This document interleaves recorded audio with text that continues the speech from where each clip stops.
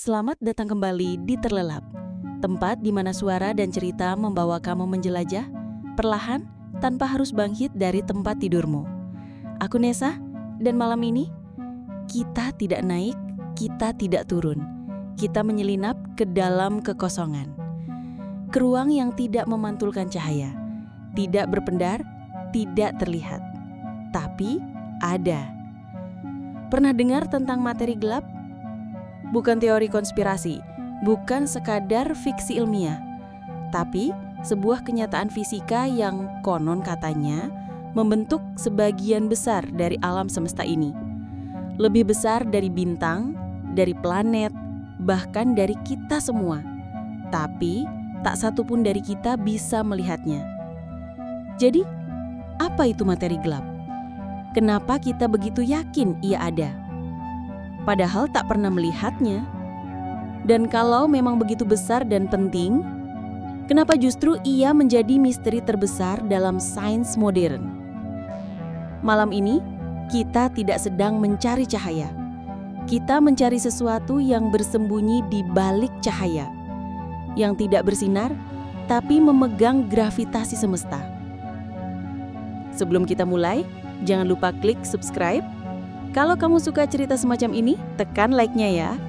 Dan kalau kamu punya saran, kritik, atau topik yang kamu pengen dengar di episode selanjutnya, tulis aja di kolom komentar. Aku bacain satu-satu kok. Tarik selimutmu, tutup matamu, dan biarkan rasa ingin tahumu tetap terjaga. Ini adalah cerita tentang materi gelap di Terlelap. Saat kita menatap langit malam yang cerah, kita melihat titik-titik cahaya yang tak terhitung jumlahnya. Bintang, planet, nebula dan galaksi-galaksi jauh, semuanya memancarkan cahaya yang telah menempuh perjalanan jutaan, bahkan miliaran tahun, hanya untuk sampai ke mata kita. Kita mungkin merasa kita telah melihat seluruh alam semesta. Tapi, bagaimana jika semua yang bisa kita lihat itu, semua materi yang kita kenal, yang membentuk diri kita, planet kita, dan setiap bintang di langit, sebenarnya hanyalah sebagian kecil dari keseluruhan gambaran besar? Bagaimana jika sekitar 85% dari seluruh materi di alam semesta justru tidak memancarkan cahaya? Tidak bisa kita lihat, tidak bisa kita deteksi langsung, dan benar-benar transparan bagi kita. Ini bukan fiksi ilmiah. Ini adalah salah satu teka-teki paling mendalam dan paling nyata dalam kosmologi modern. Sebuah substansi misterius yang oleh para ilmuwan disebut materi gelap atau dark matter. Kita tidak bisa melihatnya, kita tidak bisa menyentuhnya, namun kita tahu ia ada di sana. Pengaruh gravitasinya terasa di seluruh kosmos, seolah menjadi semacam lem tak kasat mata yang menjaga galaksi-galaksi tetap utuh agar tidak tercerai-berai. Hari ini, kita memulai sebuah perjalanan untuk memahami salah satu misteri terbesar dalam ilmu pengetahuan.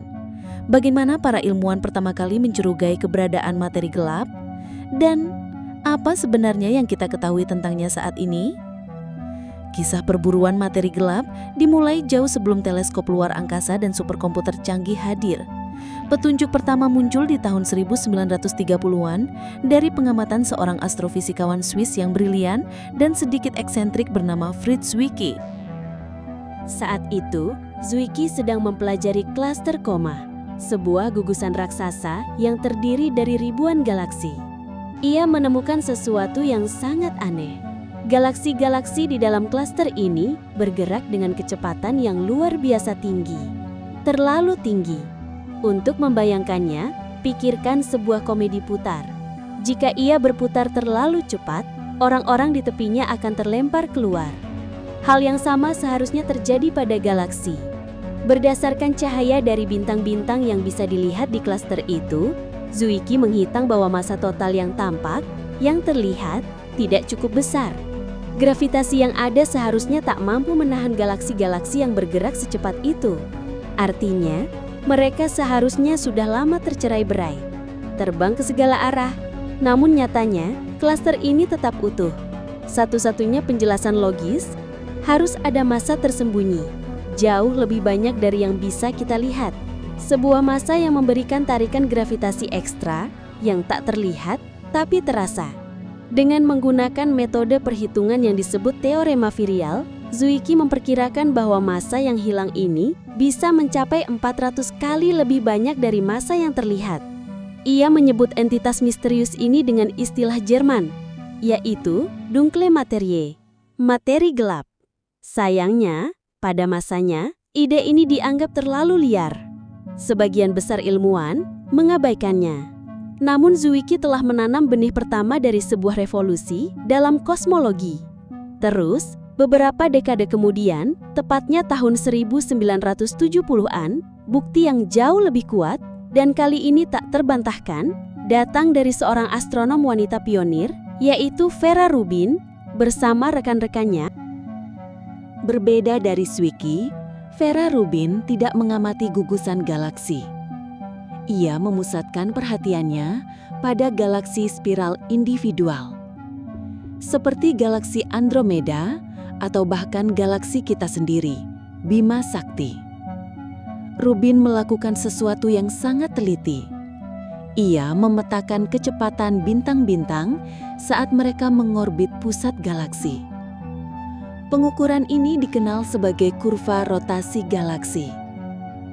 Secara logika fisika Newton, prediksi hasilnya sederhana dan jelas. Seharusnya, seperti dalam tata surya kita, planet-planet yang lebih jauh dari matahari, seperti Neptunus, bergerak jauh lebih lambat daripada yang lebih dekat, seperti Merkurius. Alasannya apa?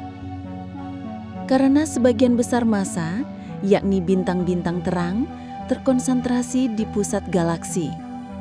Semakin jauh Anda dari pusat, semakin lemah tarikan gravitasinya.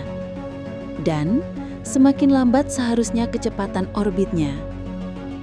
Fenomena ini dikenal sebagai penurunan Keplerian. Tapi, hasil yang ditemukan Vera Rubin justru bertolak belakang dari semua prediksi. Kurva rotasi galaksi tidak menurun. Sebaliknya, ia tetap datar. Artinya apa? Bahwa galaksi-galaksi spiral ini diselimuti oleh sebuah halo raksasa, masif, tak terlihat, dan terdiri dari materi gelap. Halo ini meluas jauh melampaui piringan bintang yang tampak, dan massa ekstra dari halo tersebut memberikan dorongan gravitasi yang cukup besar untuk menjaga agar bintang-bintang di tepi tetap berputar dengan kecepatan tinggi tanpa terlempar keluar angkasa. Penemuan Vera Rubin tidak hanya memperkuat gagasan Zwicky, ia mengubah anomali menjadi sebuah fenomena universal. Hampir setiap galaksi spiral yang kita amati menunjukkan pola yang sama. Kurva rotasi yang datar, dan kecepatan bintang-bintang yang tidak masuk akal jika hanya mengandalkan massa yang terlihat. Sejak saat itu, hipotesis materi gelap bukan lagi sekedar spekulasi.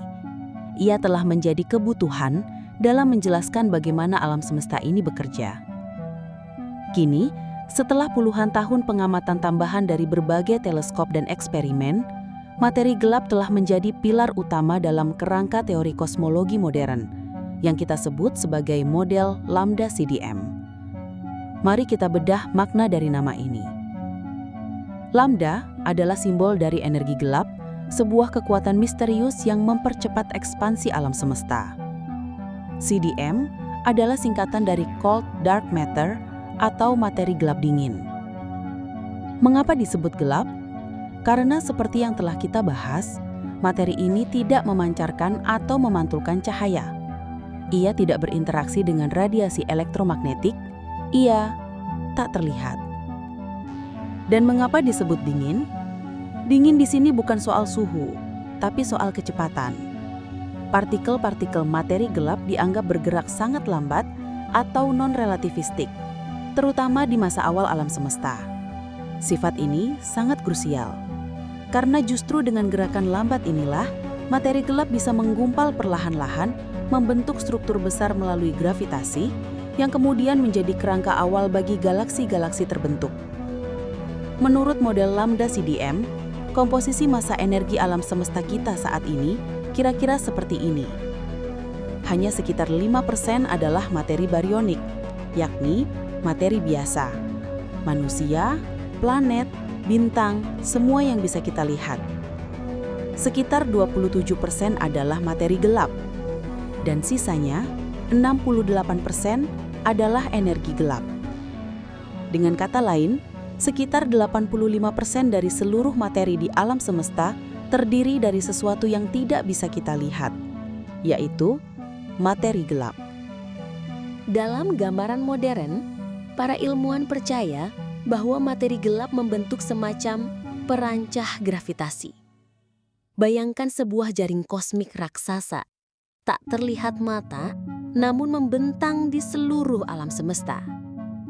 Di masa awal alam semesta, gumpalan-gumpalan materi gelap inilah yang terbentuk lebih dahulu, dan gravitasinya bekerja seperti sumur potensial, menarik materi biasa atau materi barionik ke dalamnya.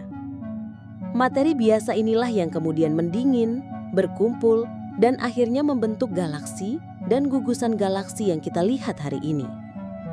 Semua itu terjadi di sepanjang filamen dan simpul dari jaring kosmik tak terlihat tersebut. Tanpa kehadiran materi gelap, gravitasi di alam semesta awal tidak akan cukup kuat untuk memungkinkan struktur-struktur besar terbentuk secepat yang kita amati sekarang. Dengan kata lain, tanpa materi gelap, galaksi seperti Bima Sakti mungkin tidak akan pernah ada. Namun inilah bagian yang paling membingungkan sekaligus menggoda dari teka-teki ini. Meskipun kita memiliki bukti gravitasi yang luar biasa kuat dari skala rotasi galaksi hingga struktur kosmik raksasa, sifat partikel fundamental dari materi gelap itu sendiri masih merupakan misteri total. Kita tahu ia ada, tapi kita tidak tahu apa sebenarnya ia itu. Dan disinilah letak tegangan terbesar dalam fisika modern. Bagaimana mungkin kita bisa begitu yakin sesuatu itu ada, namun sama sekali tidak bisa mendeteksinya secara langsung? Inilah inti dari misteri materi gelap. Jadi sekarang, mari kita berjalan perlahan, melewati pilar-pilar bukti yang menopang hipotesis ini satu persatu, agar kita bisa memahami seberapa kuat sebenarnya fondasi dari keberadaan materi gelap ini. Dan kita mulai dari yang sudah sempat kita singgung sebelumnya, kurva rotasi galaksi. Seperti yang ditemukan oleh Vera Rubin, bintang-bintang di tepi galaksi berputar terlalu cepat. Tapi, bagaimana cara para astronom mengetahui kecepatan itu? Mereka menggunakan sebuah teknik yang disebut pergeseran Doppler. Mungkin kamu pernah mendengar efek ini dalam kehidupan sehari-hari. Misalnya saat sirine ambulans terdengar lebih tinggi nadanya saat mendekat dan lebih rendah saat menjauh. Itu karena gelombang suara terkompresi saat sumber mendekat dan meregang saat menjauh. Cahaya berperilaku serupa. Jika sebuah bintang bergerak menjauh dari kita, cahayanya akan bergeser ke arah spektrum merah atau redshift.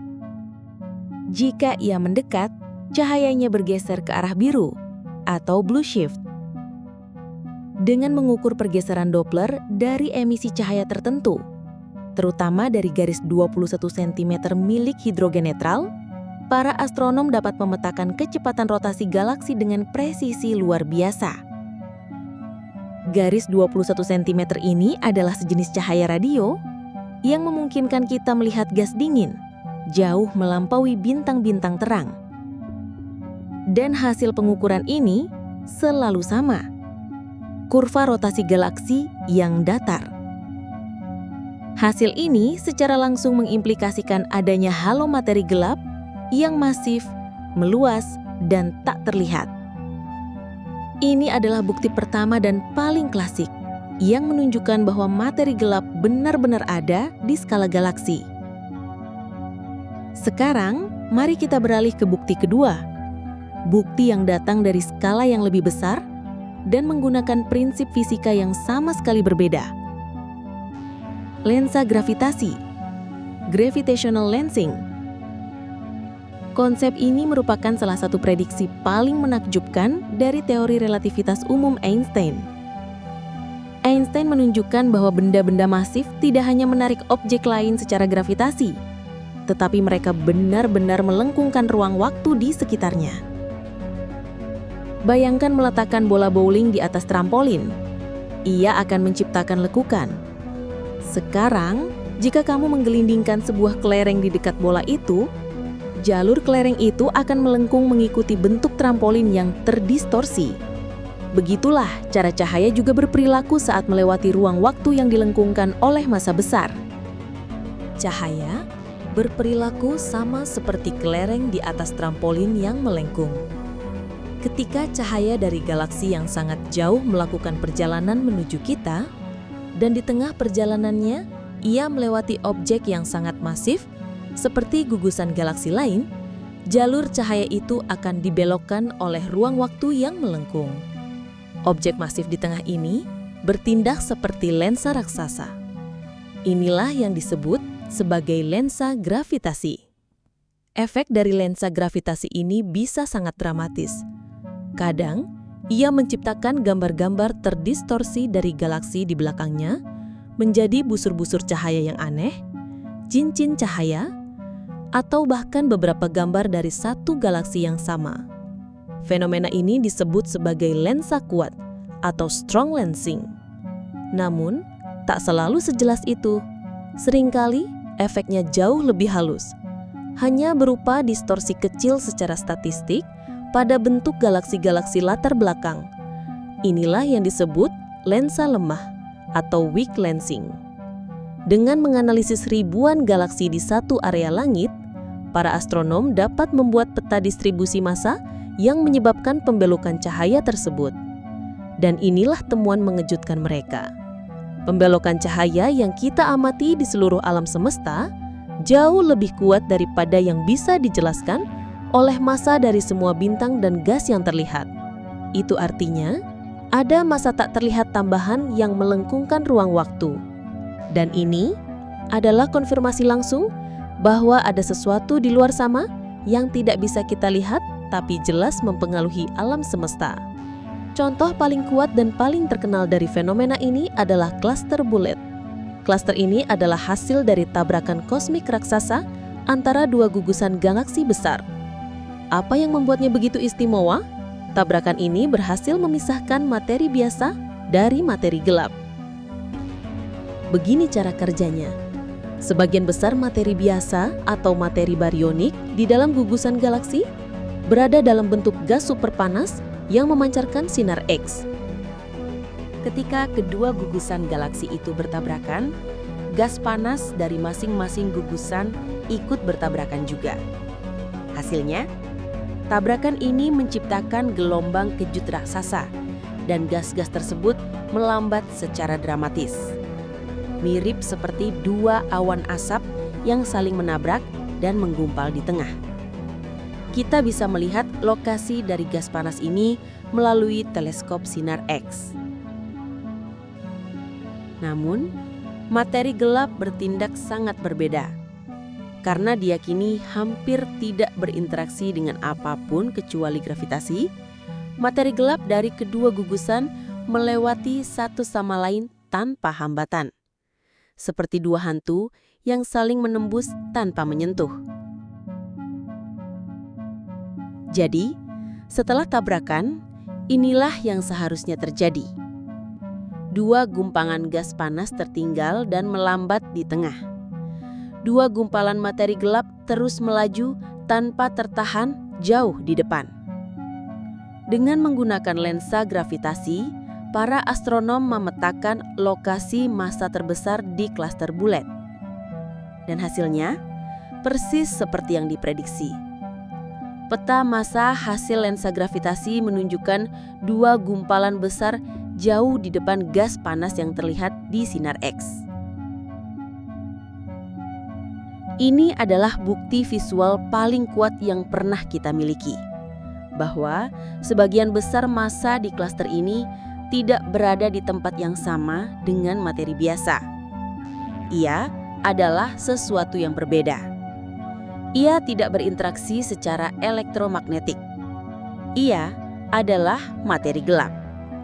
Cluster bullet menjadi tantangan besar bagi semua teori alternatif yang mencoba menjelaskan anomali gravitasi dengan hanya memodifikasi hukum gravitasi itu sendiri.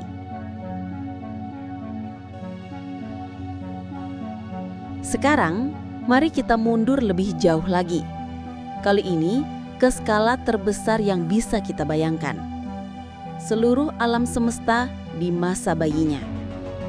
Bukti ketiga berasal dari apa yang disebut latar belakang gelombang mikrokosmis atau Cosmic Microwave Background. CMB adalah cahaya paling kuno di alam semesta, sebuah cahaya sisa atau gema dari Big Bang itu sendiri. Cahaya ini dilepaskan ketika alam semesta baru berusia sekitar 380.000 tahun. Dan kini, cahaya itu datang kepada kita dari segala arah di langit. Yang luar biasa, suhunya hampir seragam sempurna. Namun, jika kita melihat CMB ini dengan instrumen yang sangat sensitif, seperti yang ada di satelit Planck milik Badan Antariksa Eropa, kita akan menemukan sesuatu yang luar biasa. Ada variasi suhu yang sangat-sangat kecil, sekitar 1 bagian dalam 100.000. Variasi ini disebut anisotropi. Sekilas, variasi ini tampak tidak penting, tapi justru sebaliknya, anisotropi ini sangat krusial. Pola spesifik dari bintik-bintik panas dan dingin di peta CMB adalah semacam fosil dari kondisi di alam semesta awal.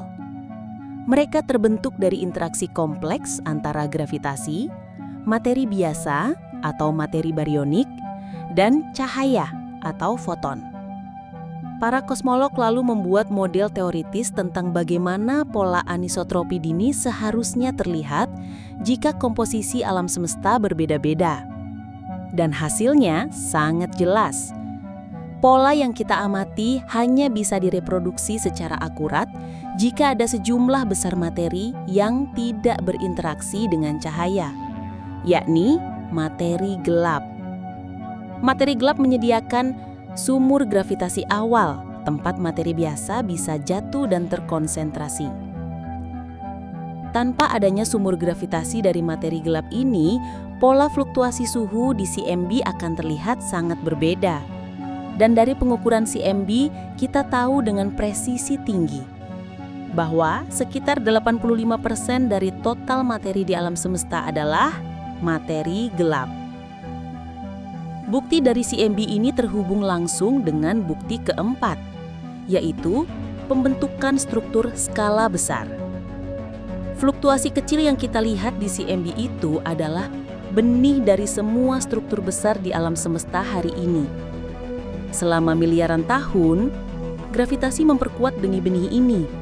Wilayah yang sedikit lebih padat menarik lebih banyak materi, menjadi semakin padat dan akhirnya runtuh membentuk galaksi, gugusan galaksi, dan filamen-filamen raksasa yang membentuk jaring kosmik, struktur terbesar yang pernah kita temukan. Simulasi komputer modern yang mencoba mereplikasi proses pembentukan struktur kosmik telah memberikan hasil yang mengejutkan. Jika alam semesta hanya berisi materi biasa tanpa materi gelap, maka tidak akan ada cukup waktu atau gravitasi untuk membentuk struktur kompleks yang kita lihat hari ini. Dari kondisi awal yang begitu seragam, diperlukan materi gelap sebagai perancah kosmik. Karena tidak berinteraksi dengan tekanan radiasi dari cahaya, materi gelap bisa mulai menggumpal lebih awal dibandingkan materi biasa. Ia membentuk kerangka gravitasi tak terlihat, dan materi biasa kemudian tertarik ke dalam kerangka itu, lalu membentuk bintang, galaksi, dan akhirnya struktur kosmik. Jika kita menyatukan semua ini, dari pengamatan terhadap galaksi tunggal, gugusan galaksi, hingga struktur seluruh kosmos, semuanya menceritakan kisah yang sangat konsisten. Berbagai metode pengamatan yang independen, menggunakan prinsip fisika yang berbeda-beda, semuanya mengarah ke kesimpulan yang sama. Alam semesta ini dipenuhi oleh substansi misterius yang tidak bisa kita lihat. Tapi pengaruh gravitasinya membentuk segala sesuatu di sekitar kita. Pertanyaannya sekarang bukan lagi apakah materi gelap itu ada, melainkan terbuat dari apakah ia. Untuk menjawab pertanyaan ini, para ilmuwan tidak bisa hanya mengandalkan pengamatan. Mereka membutuhkan sebuah kerangka kerja teoritis, semacam peta konseptual yang bisa memandu pencarian mereka. Dan peta utama yang kita gunakan saat ini adalah model Lambda CDM, model standar kosmologi. Seperti yang telah kita bahas sebelumnya, model Lambda CDM sangat berhasil dalam menjelaskan alam semesta dalam skala besar. Dan dalam kerangka model ini, materi gelap harus memiliki beberapa karakteristik yang sangat spesifik. Partikel apapun yang ingin dijadikan kandidat harus memenuhi 3 syarat utama. 1. Ia harus dingin, artinya bergerak lambat, agar bisa menggumpal dan membentuk perancah gravitasi bagi galaksi. 2. Ia harus stabil dalam skala waktu kosmik, tidak boleh meluruh menjadi partikel lain dalam miliaran tahun. Dan yang terpenting, ia harus berinteraksi sangat lemah dengan cahaya dan materi biasa. Dengan kata lain, ia harus benar-benar gelap dan transparan. Dengan kriteria ini di tangan, para fisikawan partikel mulai menyaring kandidat-kandidat potensial. Mari kita kenali para tersangka ini, satu persatu. Kandidat pertama dan yang paling lama menjadi favorit adalah WIMPs, atau Weakly Interacting Massive Particles, atau partikel masif berinteraksi lemah. Mari kita bedah namanya. Masif berarti partikel ini diperkirakan memiliki massa yang cukup besar, mungkin antara 1 hingga 100 kali massa proton. Berinteraksi lemah berarti partikel ini sangat jarang berinteraksi dengan materi biasa. Ia kebanyakan hanya merespon 2 gaya, yaitu gravitasi dan gaya nuklir lemah atau salah satu dari 4 gaya fundamental alam.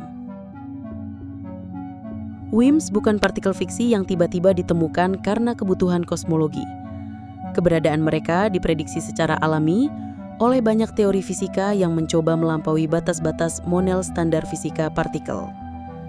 Kerangka teori yang saat ini kita gunakan untuk menjelaskan partikel-partikel dasar dan gaya-gaya fundamental. WIMPs menjadi kandidat yang sangat elegan karena mereka menjawab 2 pertanyaan besar sekaligus, yaitu apa itu materi gelap dan adakah dunia baru di luar model standar? Salah satu teori yang paling terkenal yang mendukung keberadaan WIMPs adalah supersimetri atau sering disingkat SUSY. Supersimetri mengusulkan bahwa setiap partikel yang kita kenal saat ini memiliki partikel superpasangan, yakni rekan simetrisnya yang belum ditemukan. Dalam banyak versi teori ini, partikel superpasangan yang paling ringan akan bersifat stabil, netral secara listrik, dan berinteraksi sangat lemah, persis seperti karakteristik yang dibutuhkan oleh WIMPs. Yang membuat WIMPs begitu menarik secara teoretis adalah sebuah kebetulan indah yang dikenal sebagai keajaiban WIMP.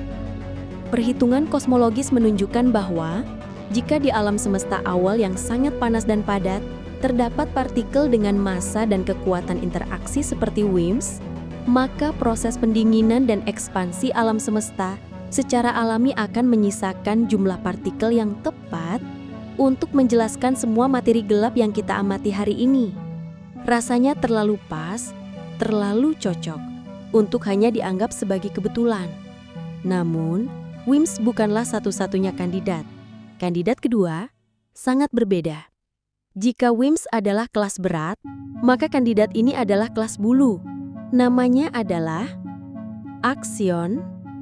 Aksion adalah partikel hipotetis yang diperkirakan sangat-sangat ringan.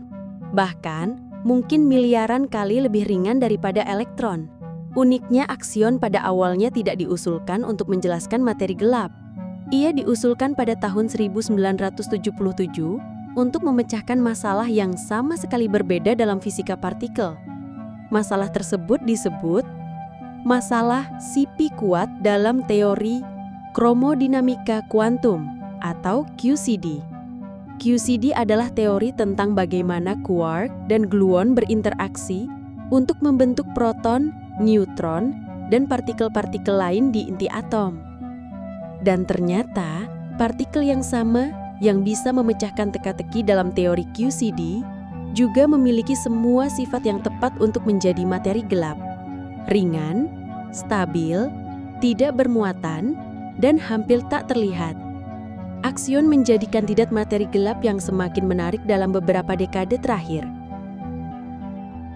Meskipun sangat ringan, aksion diyakini akan diproduksi di alam semesta awal dengan energi yang sangat rendah.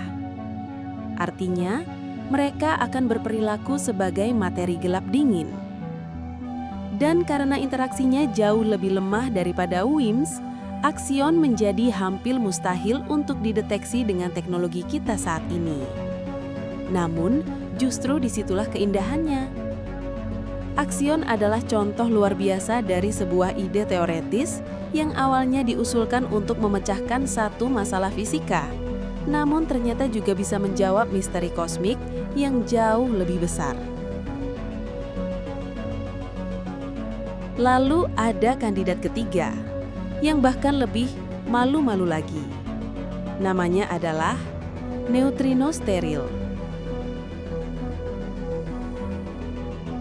Kita sudah mengenal neutrino biasa, partikel hantu yang dihasilkan oleh reaksi nuklir di matahari. Neutrino biasa berinteraksi melalui gaya lemah, dan bahkan itu pun sangat jarang. Namun, beberapa teori mengusulkan keberadaan jenis keempat dari neutrino yang lebih eksotis, neutrino steril. Disebut steril karena ia tidak berinteraksi dengan gaya elektromagnetik, tidak juga dengan gaya nuklir kuat, bahkan tidak dengan gaya nuklir lemah. Satu-satunya hal yang membuatnya eksis secara fisik adalah gravitasi. Jika neutrino steril ini memiliki massa yang tepat dan diproduksi dalam jumlah cukup besar di alam semesta awal, mereka bisa menjadi kandidat kuat untuk materi gelap. Namun, karena tidak berinteraksi dengan cara apapun yang bisa kita deteksi langsung, mereka bahkan lebih sulit ditemukan dibandingkan WIMPs atau aksion. Tapi, bagaimana jika semua kandidat partikel ini salah? Bagaimana jika kita tidak sedang kehilangan materi? Bagaimana jika teka-teki ini justru datang dari pemahaman kita yang keliru tentang gravitasi itu sendiri? Inilah gagasan dari teori alternatif yang disebut MON, Modified Newtonian Dynamics, atau dalam bahasa Indonesia, dinamika Newton yang dimodifikasi. MON mengusulkan bahwa hukum gravitasi Newton yang telah kita gunakan selama berabad-abad mungkin tidak sepenuhnya akurat. Menurut MON, pada tingkat percepatan yang sangat-sangat rendah, seperti yang dialami oleh bintang-bintang di tepi galaksi, gravitasi menjadi sedikit lebih kuat daripada yang diprediksi oleh hukum Newton. Jadi, daripada menambahkan massa tak terlihat, MON mencoba mengubah hukum gerak itu sendiri untuk menjelaskan anomali yang kita lihat di rotasi galaksi. Sebuah pendekatan radikal yang menantang seluruh fondasi fisika modern.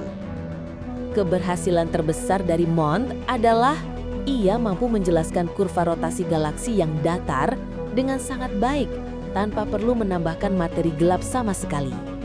Sebuah keberhasilan yang mengejutkan. Namun sayangnya, MON menghadapi tantangan besar ketika diterapkan pada skala yang lebih besar. Ia kesulitan menjelaskan dinamika gugusan galaksi, terutama fenomena di klaster bulat. Ia juga tidak mampu mereproduksi pola presisi yang kita lihat di latar belakang gelombang mikrokosmis atau CMB. MON tetap menjadi alternatif yang menarik, namun untuk saat ini, sebagian besar bukti kosmologis lebih mendukung keberadaan partikel materi gelap. Tentu, WIMP, aksion, dan neutrino steril bukanlah satu-satunya ide yang pernah diajukan. Ada pula ide-ide yang lebih spekulatif, yang membuka pintu ke alam semesta yang bahkan lebih aneh dari yang bisa kita bayangkan. Beberapa fisikawan mengusulkan bahwa Materi gelap berasal dari dunia cermin, sebuah sektor paralel dengan partikel dan gaya-gayanya sendiri, tak terlihat oleh kita, tapi berinteraksi melalui gravitasi. Yang lain mempertimbangkan kemungkinan bahwa materi gelap terdiri dari lubang hitam primordial. Lubang hitam ini yang mungkin terbentuk sesaat setelah Big Bang. Lanskap teoretis ini menunjukkan betapa luas dan beragamnya pencarian kita. Dari partikel kelas berat hingga partikel ultra ringan. Dari dunia bayangan hingga lubang hitam purba. Bahkan sampai ke modifikasi hukum alam itu sendiri. Pertarungan untuk mengungkap identitas materi gelap terjadi di berbagai front. Dan ini membawa kita ke pertanyaan berikutnya. Bagaimana cara kita memburu para tersangka ini secara eksperimental? Karena materi gelap hampir tidak berinteraksi dengan dunia kita, mendeteksinya secara langsung adalah salah satu tantangan terbesar dalam sejarah sains. Para ilmuwan pun mengembangkan strategi berburu yang luas dan cerdas, menggunakan pendekatan 3 cabang utama yang saling melengkapi satu sama lain. Seperti perburuan besar yang dilakukan dari darat, udara, dan bahkan dengan menciptakan jejak buatan dari sang buruan itu sendiri. Pendekatan pertama adalah deteksi langsung atau direct detection. Ini adalah pendekatan yang paling intuitif. Idenya sederhana tapi brilian. Mencoba menangkap momen langka ketika sebuah partikel materi gelap, seperti WIMP, secara kebetulan menabrak inti atom dari materi biasa. Bayangkan begini, bumi kita sedang melaju melalui lautan materi gelap yang membentuk halo galaksi kita. Itu berarti setiap detik miliaran partikel materi gelap seharusnya sedang melewati tubuh kita tanpa kita sadari sedikit pun. Eksperimen deteksi langsung mencoba menangkap salah satu dari miliaran-miliaran partikel ini. Untuk melakukannya, para ilmuwan membangun detektor yang sangat sensitif. Biasanya berisi material target yang sangat murni, seperti xenon liquid atau kristal germanium.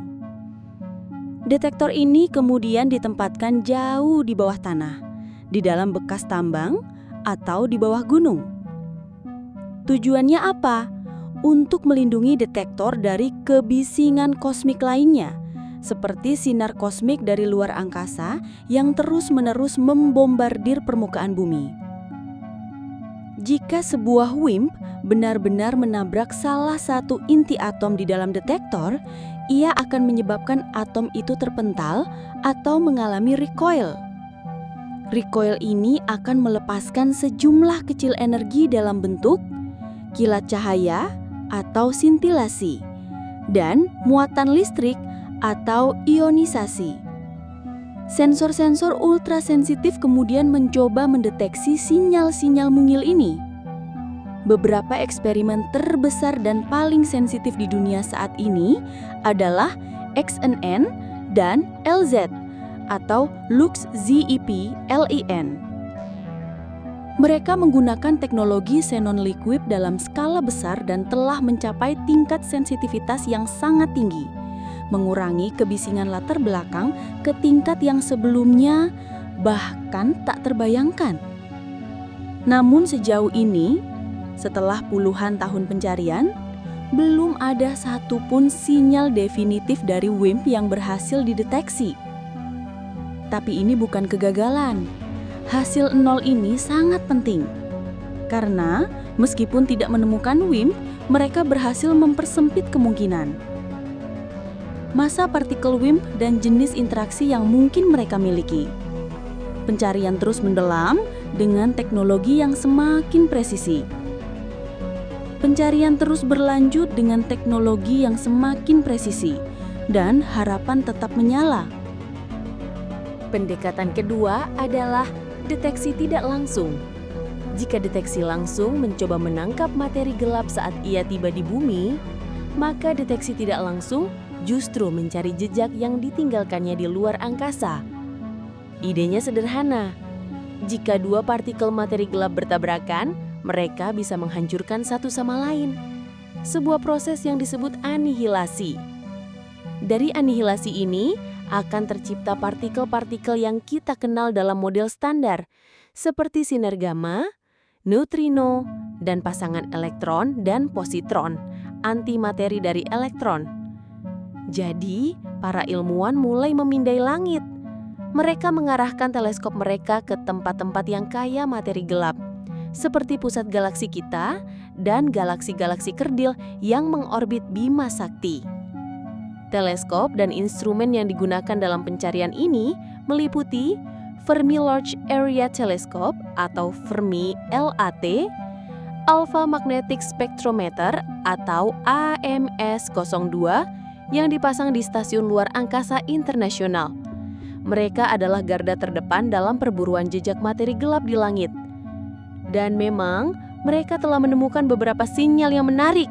Misalnya, Fermi LAT mendeteksi adanya kelebihan sinar gamma misterius yang datang dari pusat galaksi kita. Sementara AMS-02 menemukan kelebihan positron di ruang angkasa. Sinyal-sinyal ini bisa jadi merupakan jejak dari anihilasi materi gelap. Namun, disinilah letak tantangannya. Selalu ada kemungkinan bahwa sinyal-sinyal ini muncul dari penjelasan astrofisika lain yang lebih biasa. Mungkin berasal dari populasi pulsar yang belum kita petakan, atau efek dari ledakan supernova kuno. Membedakan sinyal materi gelap dari latar belakang kosmik yang sangat ramai adalah tantangan utama dari pendekatan deteksi tidak langsung. Tapi pencarian terus berlanjut. Karena jika kita menemukan pola yang konsisten dan tak bisa dijelaskan oleh sumber lain, itu bisa menjadi jejak emas pertama dari materi gelap di luar sana. Pendekatan ketiga adalah yang paling ambisius, pencarian collider atau collider searches. Jika kita tidak bisa menemukan materi gelap di luar sana, mengapa tidak mencoba membuatnya sendiri di dalam laboratorium? Itulah misi dari akselerator partikel raksasa seperti Large Hadron Collider atau LHC di Cern, Swiss. Di dalam LHC, proton dipercepat hingga mendekati kecepatan cahaya, lalu ditabrakkan satu sama lain. Tabrakan ini menciptakan ledakan energi yang luar biasa tinggi, cukup untuk memunculkan partikel-partikel baru yang tidak pernah kita lihat sebelumnya. Dan inilah idenya. Dalam beberapa dari tabrakan ini, mungkin saja pasangan partikel materi gelap berhasil tercipta. Tapi tentu saja, karena materi gelap tidak berinteraksi dengan cahaya atau detektor, partikel itu akan langsung terbang menembus detektor tanpa meninggalkan jejak apapun. Jadi, bagaimana kita bisa tahu mereka pernah ada? Para ilmuwan mencari sesuatu yang hilang. Setelah tabrakan terjadi, semua partikel yang terdeteksi akan diukur energinya dan momentumnya. Menurut hukum fisika, terutama hukum kekekalan energi dan momentum, jumlah total sebelum dan sesudah tabrakan harus seimbang. Jika terjadi ketidakseimbangan, jika ada energi atau momentum yang hilang, maka itu bisa menjadi petunjuk bahwa ada partikel tak terlihat yang membawa energi itu pergi. Fenomena ini disebut momentum transversal yang hilang atau missing transverse momentum. Dan inilah tanda tangan utama dari produksi materi gelap di collider. Sejauh ini LHC telah mencetak sejarah dengan menemukan boson Higgs, menguji model standar dengan presisi luar biasa. Namun, ia belum menemukan bukti definitif untuk partikel materi gelap atau partikel supersimetri yang menjadi kandidat WIMP. Ketiga pendekatan ini, deteksi langsung, deteksi tidak langsung, dan pencarian collider saling melengkapi dengan indah. Masing-masing menguji aspek yang berbeda dari sifat materi gelap. Di mana ia berada, bagaimana ia bertingkah, dan apakah kita bisa menciptakannya. Namun, kegagalan untuk menemukan sinyal yang jelas hingga saat ini telah menciptakan ketegangan mendalam di kalangan fisikawan. Dan justru karena itu, para ilmuwan kini mulai meninjau kembali model-model lama, mengembangkan teori-teori baru, dan mempertimbangkan kandidat partikel yang lebih eksotis. Perburuan ini masih jauh dari selesai. Kegagalan untuk menemukan sinyal yang jelas sejauh ini telah menciptakan ketegangan yang mendalam dalam komunitas fisika. Meskipun model lambda CDM sangat sukses dalam menjelaskan alam semesta dalam skala besar, namun jika kita melihat lebih dekat, kita mulai menemukan beberapa retakan kecil. Inkonsistensi yang muncul terutama di skala lebih kecil. Fenomena ini dikenal sebagai krisis skala kecil atau small scale crisis. Mari kita telaah beberapa masalah utamanya. 1. Masalah halo berpuncak atau Caspi Halo Problem. Simulasi komputer yang menggunakan model materi gelap dingin atau CDM secara konsisten memprediksi bahwa pusat dari sebuah halo materi gelap seharusnya sangat padat. Kepadatannya meningkat tajam menuju pusat, membentuk puncak. Namun ketika para astronom mengamati galaksi-galaksi kerdil di alam nyata, yang seharusnya didominasi oleh materi gelap, mereka justru menemukan sesuatu yang berbeda. Profil kepadatannya justru datar, tidak membentuk puncak tetapi inti atau core. Seolah-olah sesuatu telah meratakan bagian tengah dari halo materi gelap itu. 2. Masalah satelit yang hilang atau Missing Satellite Problem. Simulasi CDM juga memprediksi bahwa halo raksasa seperti milik Bima Sakti seharusnya dikelilingi oleh ribuan gumpalan kecil materi gelap, disebut subhalo. Dan masing-masing subhalo ini seharusnya menjadi tempat lahirnya galaksi kerdil. Tapi ketika kita melihat ke langit, kita hanya menemukan beberapa lusin galaksi satelit yang mengorbit Bima Sakti. Di mana sisanya? Apakah ini berarti model lambda CDM salah? Belum tentu. Para ilmuwan telah mengajukan beberapa solusi potensial. Salah satu yang paling menjanjikan adalah umpan balik barionik atau baryonic feedback. Idenya sederhana namun kuat. Meskipun materi gelap mendominasi massa, materi biasa yang kita sebut barionik dapat memengaruhi distribusi materi gelap di sekitarnya. Contohnya, ledakan supernova yang masif dapat mendorong gas keluar dari pusat galaksi. Proses ini menciptakan gangguan gravitasi yang meratakan kepadatan materi gelap, sehingga Caspi bisa berubah menjadi core. Dengan kata lain, interaksi antara materi gelap dan barionik mungkin lebih kompleks daripada yang diasumsikan model awal. Dan ini memberi kita harapan bahwa bahkan retakan-retakan kecil ini bisa diperbaiki tanpa harus membuang seluruh model kosmologi kita. Tapi itu juga menunjukkan satu hal penting. Kita baru saja menggores permukaan dari misteri ini. Bayangkan ini. Di pusat galaksi, bintang-bintang masif lahir. Dan kemudian, mereka meledak sebagai supernova. Ledakan dahsyat ini meniupkan gas dalam jumlah besar keluar dari pusat galaksi. Ketika distribusi massa berubah secara mendadak, potensi gravitasi pun ikut berfluktuasi. Dan fluktuasi ini berlangsung selama miliaran tahun. Sedikit demi sedikit, ia bisa menendang partikel-partikel materi gelap ke orbit yang lebih lebar. Hasilnya, puncak tajam di pusat halo berubah menjadi inti datar. Gumpalan kecil materi gelap bisa hancur atau gagal membentuk bintang. Ini mungkin menjelaskan dua masalah sekaligus. Masalah halo berpuncak dan masalah satelit yang hilang. Semua tanpa mengubah teori gravitasi, hanya dengan mempertimbangkan fisika barionik yang kompleks.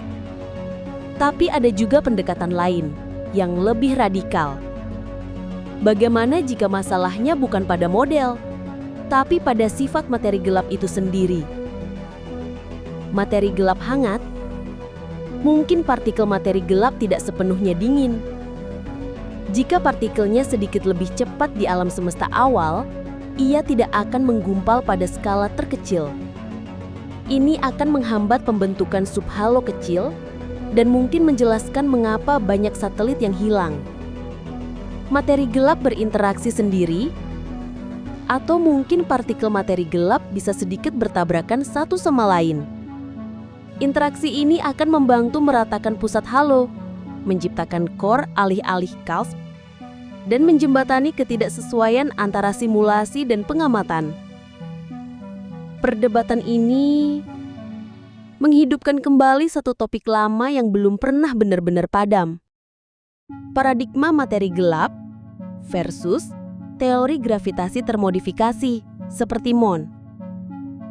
Seperti yang telah kita bahas sebelumnya, MOND sangat berhasil di skala galaksi, namun kesulitan di skala kosmologis. Sementara model lambda CDM sangat kuat di skala kosmologis, namun menghadapi tantangan di skala galaksi. Perbedaan ini menciptakan konflik filosofis yang menarik di kalangan ilmuwan. Pendukung MOND berkata, keberhasilan MOND di skala galaksi terlalu tepat untuk diabaikan. Masalah di skala besar mungkin bisa diatasi dengan versi teori yang lebih matang. Sementara pendukung lambda CDM menjawab, CMB, struktur skala besar, distribusi galaksi, semuanya cocok dengan lambda CDM. Tantangan skala kecil mungkin hanya soal fisika barionik yang belum kita pahami sepenuhnya. Dan begitulah, sains tidak hanya bergerak melalui jawaban, tapi juga melalui ketegangan antar kemungkinan. Dari situlah lahir penemuan. Di tengah tantangan dan kontroversi inilah, arah penelitian masa depan mulai terbentuk. Perburuan materi gelap kini memasuki sebuah era baru. Era yang didorong oleh eksperimen generasi berikutnya, kolaborasi ilmiah lintas disiplin, dan ambisi kolektif untuk memahami alam semesta di tingkat terdalamnya. Deteksi langsung menuju batas fundamental. Eksperimen masa depan seperti Darwin di Eropa akan menggunakan puluhan ton xenon cair, mendorong sensitivitas hingga ke tingkat yang belum pernah dicapai. Target akhirnya, lantai neutrino atau neutrino floor. Sebuah batas alami di mana detektor menjadi begitu sensitif hingga mulai mendeteksi neutrino dari matahari sebagai kebisingan latar belakang yang tidak bisa dihindari. Di sisi lain, eksperimen seperti IAXO siap menjadi pencari aksion paling kuat sepanjang sejarah dengan menggunakan magnet raksasa untuk mencoba mengubah aksion menjadi foton. Astronomi observasional revolusi data. Kita berada di ambang revolusi dalam pemetaan langit. Observatorium Vera Sirubin, dulu LSST, akan segera mulai beroperasi dan selama 10 tahun ke depan akan memetakan langit selatan secara berulang, menciptakan film alam semesta yang paling detail yang pernah ada. Hasilnya, peta materi gelap 3 dimensi yang paling presisi yang pernah dibuat. Berdasarkan lensa gravitasi lemah dan distribusi miliaran galaksi, kita akan memiliki data kosmik untuk menguji model lambda CDM dan teori-teori alternatif dengan ketat. Teleskop radio raksasa, pandangan baru dari langit. Di sisi spektrum lain, teleskop radio seperti SKA akan memberikan pandangan komplementer dengan memetakan kurva rotasi galaksi dan emisi radio dari alam semesta jauh dengan resolusi yang belum pernah ada sebelumnya. Kolaborasi interdisiplin kunci masa depan. Untuk memecahkan teka-teki ini, kita butuh lebih dari sekedar teleskop atau eksperimen bawah tanah. Kita butuh kolaborasi. Fisikawan partikel, astronom dan astrofisikawan observasional, ahli simulasi dan komputasi kosmologi. Bersama-sama, mereka mencoba menjawab pertanyaan yang sama. Apa yang membentuk sebagian besar alam semesta ini? Materi gelap mungkin tak terlihat, tapi jejaknya ada di mana-mana. Dari rotasi bintang di tepi galaksi hingga struktur raksasa di seluruh jagat raya. Dan meskipun kita belum memegang jawabannya hari ini, penelusuran kita belum berakhir. Karena di antara semua misteri kosmos, materi gelap adalah yang paling gelap, namun juga yang paling menjanjikan. Ia bukan hanya tantangan terbesar kita, ia juga adalah kesempatan terbesar untuk melihat alam semesta dengan mata yang benar-benar baru. Jadi, di mana semua ini meninggalkan kita? Kita sedang berada di tengah-tengah salah satu kisah detektif terbesar dalam sejarah sains. Kita punya sidik jari sang pelaku di mana-mana. Di perputaran galaksi, di cahaya yang dibelokkan, bahkan di gema Big Bang itu sendiri. Bukti keberadaannya begitu kuat, datang dari banyak arah yang berbeda hingga hampir tak terbantahkan. Namun, setiap kali kita mencoba menangkap pelakunya secara langsung, setiap kali kita memasang perangkap di bawah tanah, yang kita dengar hanyalah keheningan. Mudah sekali melihat hasil nol dari eksperimen seperti XNON, LUX, bahkan LHC sebagai sebuah kegagalan. Tapi dalam sains, terutama dalam perburuan sebesar ini, menemukan ketiadaan bisa menjadi penemuan yang sangat penting. Setiap hasil nol bukanlah jalan buntu. Justru ia adalah sebuah mercusuara yang menerangi kegelapan, menunjukkan kepada kita di mana materi gelap tidak bersembunyi. Eksperimen-eksperimen ini dengan kesunyiannya yang elegan telah secara heroik memetakan wilayah luas dari kemungkinan dan menyingkirkan banyak versi dari kandidat favorit kita, WIM. Hasilnya, para ilmuwan dipaksa untuk berpikir lebih kreatif, untuk menjelajahi kemungkinan yang sebelumnya dianggap terlalu eksotis, untuk melihat ke arah partikel seperti aksion atau bahkan ide-ide yang lebih radikal lagi. Semua ini adalah bukti dari proses ilmiah yang sangat teliti dan terkadang tak kenal ampun. Dalam pencarian sebesar ini, sebuah petunjuk samar saja tidak cukup. Para ilmuwan menuntut tingkat kepastian yang hampir melampaui keraguan, karena klaim luar biasa membutuhkan bukti yang luar biasa. Proses ini juga memaksa komunitas ilmiah untuk melihat ke dalam, untuk terus-menerus memeriksa bias mereka sendiri. Antusiasme awal terhadap WIMS yang didorong oleh keajaiban teoritis kini perlahan-lahan memberi ruang bagi eksplorasi kandidat lain seperti aksion atau bahkan konsep di luar partikel, seperti modifikasi gravitasi. Kontroversi yang sehat antara paradigma, materi gelap, melawan teori gravitasi termodifikasi seperti IMO-ND juga memainkan peran penting. Mereka memaksa kedua kubu untuk mempertajam argumen, menyempurnakan prediksi, dan terus mencari bukti baru yang bisa membedakan mana teori yang paling mendekati kebenaran. Karena pada akhirnya, kebenaran sains tidak muncul dari konsensus, ia lahir dari bukti. Dan disinilah kisah ini menjadi sangat inspiratif. Dari keheningan eksperimen dan panasnya perdebatan teoritis, lahirlah sesuatu yang luar biasa, yaitu kolaborasi global tanpa preseden. Fisikawan partikel, astronom, ahli kosmologi, semua bekerja bersama. Mereka menggabungkan wawasan dari berbagai disiplin untuk memecahkan satu teka-teki kosmik yang sama.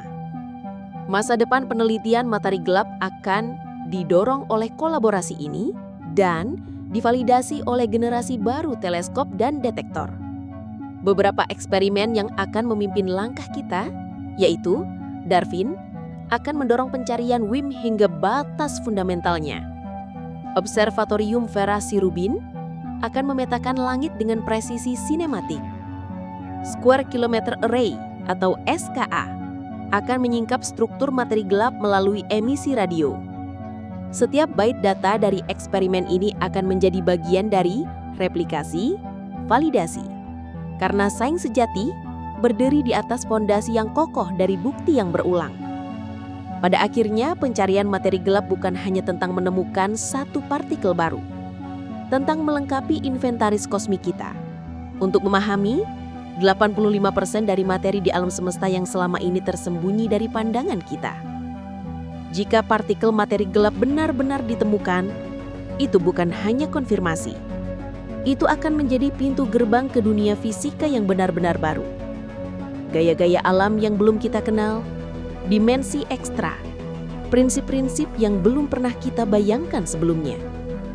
Meskipun masih menjadi tantangan terbesar, kemajuan dalam observasi, eksperimen, dan teori, semua memberi harapan akan lahirnya wawasan revolusioner yang akan selamanya mengubah cara kita memahami alam semesta. Alam semesta sedang menyembunyikan salah satu rahasia terbesarnya, tepat di depan mata kita. Dan umat manusia, dengan teleskop, detektor, dan rasa ingin tahu yang tak terbatas, semakin dekat setiap harinya untuk menyalakan terang dalam kegelapan itu. Dan di balik semua cahaya yang kita lihat, di antara bintang, galaksi, dan kosmos yang megah, ternyata ada sesuatu yang jauh lebih besar, yang diam, tak terlihat, tapi tetap memegang kendali. Kita menyebutnya materi gelap. Dan mungkin justru dari kegelapan inilah kita belajar memahami bagaimana semesta ini bertahan. Terima kasih sudah mendengarkan sampai akhir. Kalau kamu suka dengan cerita semacam ini, tentang sains, alam semesta, dan misteri-misteri yang belum terpecahkan, jangan lupa untuk klik like, subscribe, dan nyalakan notifikasinya.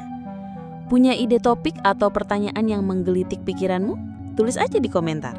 Aku baca satu persatu. Dan siapa tahu itu jadi episode terlelap selanjutnya. Sampai jumpa di cerita berikutnya. Tetap hangat, tetap penasaran. Dan seperti biasa, selamat beraktivitas atau mungkin selamat terlelap.